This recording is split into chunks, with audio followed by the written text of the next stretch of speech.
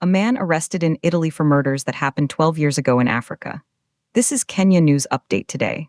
Coming up, you'll discover the shocking details of a cold case that has finally seen a major break, the alleged involvement of a powerful general, and the twisted path that led investigators across continents.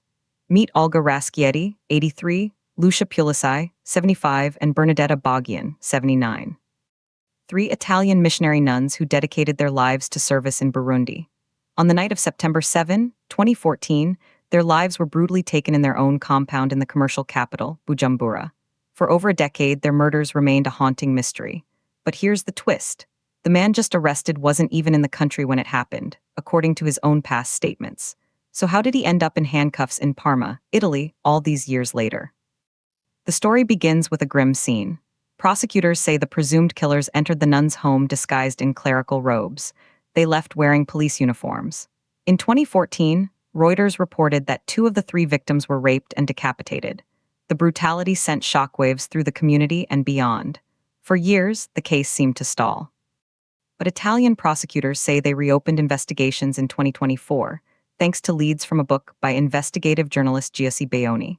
This led them to testimonies from other nuns which had not been heard by Burundian authorities. And here's what nobody was talking about: the alleged mastermind. According to Italian prosecutors, the killings were ordered by General Adolf Nshimirimana, then head of the Burundi Secret Service.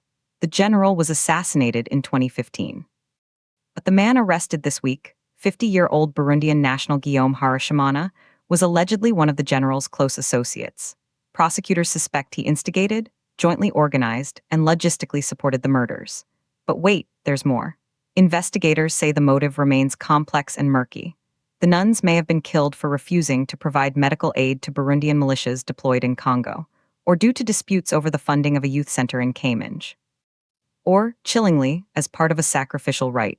The authorities in Burundi did not respond to requests for comment on these developments. And then, something shocking happened. Harashimana's name had already emerged.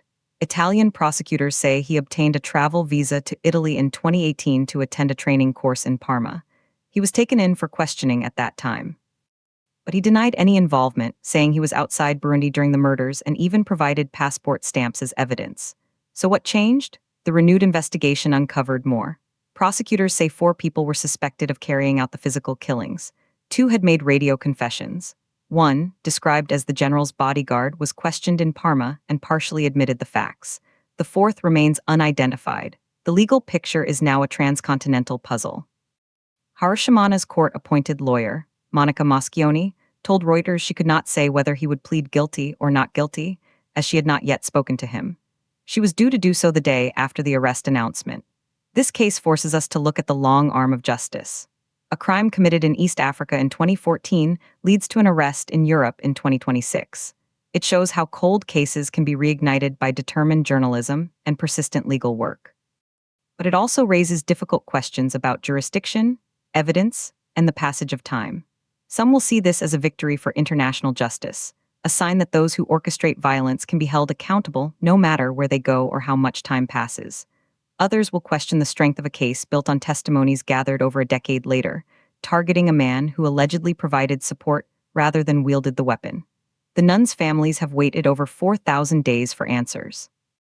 Now, an Italian court will determine if this arrest brings them closure or just another chapter in a prolonged legal saga. But here's the part that will blow your mind. If the allegations are true, this wasn't a random act of violence. It was a calculated operation allegedly ordered from the highest levels of a nation's security apparatus, targeting women of faith who represented help and hope to their community. That revelation changes everything. Do you believe justice delayed is still justice served, or has too much time passed for a fair trial? Drop your take in the comments. This was Kenya News Update today. Subscribe for more on the stories that connect our continent to the world.